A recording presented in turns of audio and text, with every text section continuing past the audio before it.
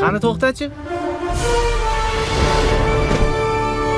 O'rgimchak odam? Ha, o'shaman. Sen bu qilmishing qanday oqibatlarga olib kelishini bilasanmi? Iye, nima qilibman? Bor yo'g'i bo'shagan baklashkani tashlab yubordim. Mana o'zing o'ylab ko'r. Deylik mamlakatda 32 million odamning har biri ko'p emas, atiga 10 grammdan axlatni risoladagidek joyiga emas, ko'chaga uloqtirsa, shuning o'zi 320 ming kilogramm bo'lar ekan.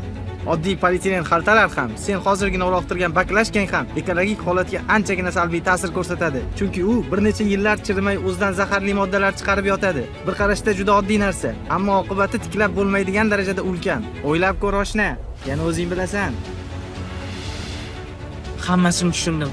Endi chiqindilarni faqatgina belgilangan joylarga tashlayman. Har birimiz shunday qilishimiz kerak. Kelajakni o'zimiz uchun asraylik.